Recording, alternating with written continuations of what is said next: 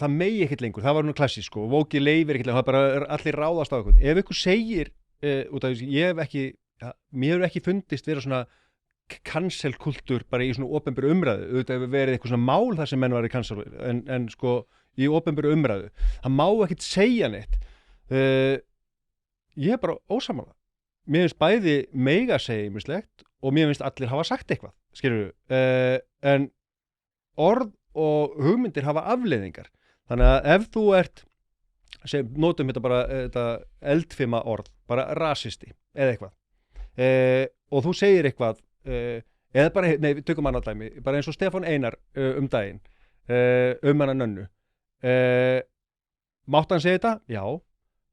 Má ráðast á hann fyrir það? Já. Er Vóki að ráðast á hann? Já, þetta var Vóki sem var ráðast, eða svona fólk sem er réttrúnað megin.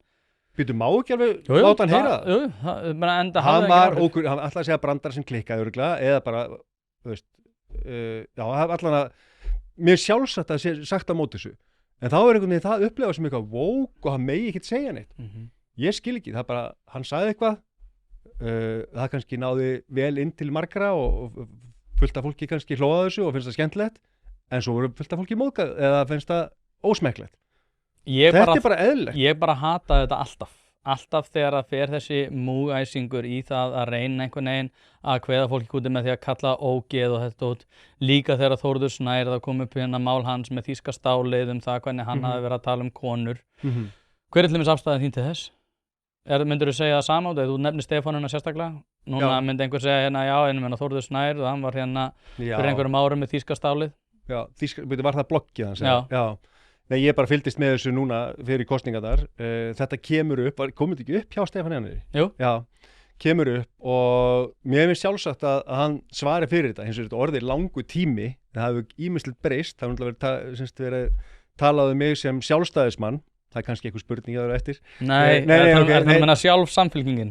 Já, ég var á lista þegar ég kom heim úr atvinnumennskunni, þá var ég á lista örugglega svona einhver celebrity status á einhverjum lista 2009 og fólk hefur verið svona að velta fyrir sig hvort ég sé í alvöru jafnaðarmaður og það er bara fínt, það er bara mjög gott. En ég var sjálfstæðismaður, ég hef breyst, samfélagið hefur breyst, lífið hefur kennt manni ýmislegt, ég bjó í útlöndum og kynntist lífinu, Þannig að ég get alveg sagt, ég er ekki sá sem ég var þá.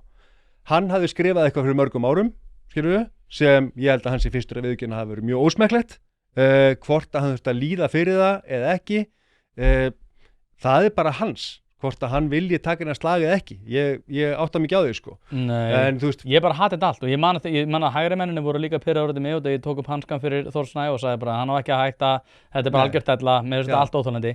Ég er mjög harður á mínum prinsipum í þessu. Til dæmis núna þegar Guðbrandur Einarsson, þegar við erum að tala hérna saman, þá var hann að segja af sér fyrir það að hafa ætlað að kaupa sér vændiskonu fyrir 16 árum. Og ég held að hann sé sko líka bara bindindismaður, var örugglega pissfullur þarna í einhverju rugli. Ég hugsa bara menningarlega, þá hata ég þetta.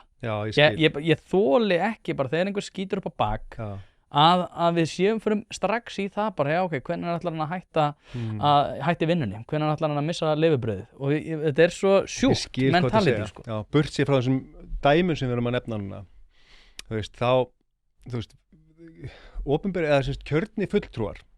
Þú veist, ef þú ert að fara að kjósa mig og meðal hans út af þessu viðtal, þá myndi einhvern veginn hafa einhverja mynd af mér og það kom upp einhver mál og þú veist, getum við treyst fólkinu og eina sem við höfum í höndunum er bara einhvern veginn saga þessa fólks og ef einhver hefur gert eitthvað af sér þá lítur að lita hvernig fólk hugsar hvaða afstöðu hann hefur í mál, ákveðið mál.